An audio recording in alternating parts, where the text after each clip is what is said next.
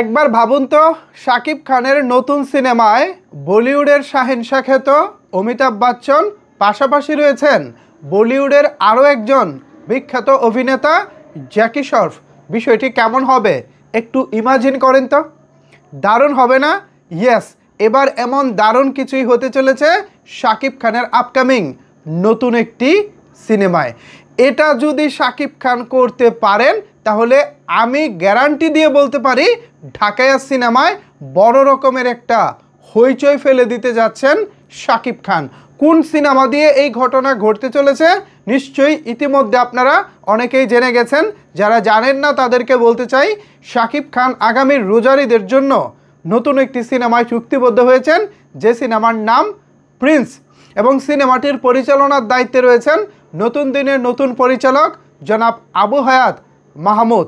কিছুদিন আগে এই সিনেমার পরিচালক আবু হায়াত মাহমুদ এবং প্রযোজক শিরিন সুলতানা দুজনে মিলে ভারতের মুম্বাই গিয়েছিলেন শুটিং লোকেশন র্যাকি করতে, অর্থাৎ কোথায় কোথায় শুটিং করবেন, কোন কোন স্টুডিওতে শ্যুট হবে, এই বিষয়গুলো দেখভাল করার জন্য দুজনেই ভারতে গিয়েছিলেন। এরপর সেখানেই পাশের একটি ফ্লোরে, যেখানে প্রিন্সের শ্যুট হবে তার ঠিক পাশের ফ্লোরে অমিতাভ বচ্চনের শ্যুট চলছিল। তো যেই ভাবনা সেই কাজ, যেহেতু এত কাছাকাছি বলিউডের শাহেনশাকে পাওয়া গেছে, তার সাথে দেখা না করি কি আর আসা যায়। পাশে ছিলেন প্রিন্সের ডিওপি তথা ক্যামেরাম্যান অমিত রয়। তো ওই অমিত রয়ের মাধ্যমেই বলিউডের শাহেনশা অর্থাৎ অমিতাভ বচ্চনের সঙ্গে দেখা হয় প্রিন্স টিমের।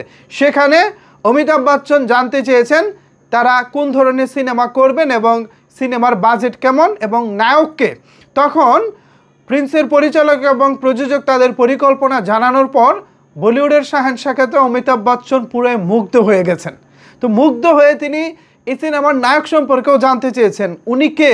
তারপর শাকিব খানের ছবি দেখলেন, পিকচার দেখলেন, দেখার পর শাকিব খানকে আশীর্বাদ করেছেন, শুভকামনা জানিয়েছেন। পাশাপাশি এই যে জ্যাকি শ্রফ, এই ভদ্রলোকের সঙ্গেও প্রিন্স টিমের বেশ জোরালো একটা আলোচনা হয়েছে। এখনই কনফার্ম করে তারা কিছু বলেনি, তবে তার সঙ্গে ফলপ্রসূ একটা আলোচনা হয়েছে, যে আলোচনাটা জাস্ট এখনও প্রাথমিক পর্যায়ে রয়েছে। সো আমি প্রিন্স যে টিম আছে, মানে প্রিন্সের পরিচালক এবং প্রযোজককে বলবো, যদি সম্ভব হয় অমিতাভ বচ্চন এবং জ্যাকি শ্রফ এই দুজনকেই কাস্ট করেন। জাস্ট এভাবে পোস্টারে একটা ছবি দিয়ে দেন, দুপাশে দুজন আছে, মাঝখানে শাকিব খান। ব্যাপারটা যে কি হবে আপনারা কল্পনাও করতে পারছেন না। এই মুহূর্তে যারা আমার এই ভিডিওটি দেখতেছেন তারাও নিশ্চয়ই অবাক হয়ে যাচ্ছেন এবং ভাবতেছেন, আরে ভাই রে ভাই, এরকম কিছু যদি হয় বাংলাদেশের সিনেমা জগতে এটা একটা মাইলফলক হয়ে থাকবে। আমিও বিশ্বাস করি বরবাদ শাকিব খানের সিনেমা যেমন ৭৫ কোটি টাকার বক্স অফিস দিয়েছিল, এবার যদি প্রিন্স এই কাজটা করতে পারে তাহলে ২০০ কোটি টাকার বক্স অফিস, এটা একদম কনফার্ম। সো সাকিবিয়ানরা, ভিউয়ার্সরা এ বিষয়ে কি ভাবছেন জানাতে পারেন আপনার মতামত নিচের কমেন্টস বক্সে। ধন্যবাদ সবাইকে এতক্ষণ আমার সাথে থাকার জন্য।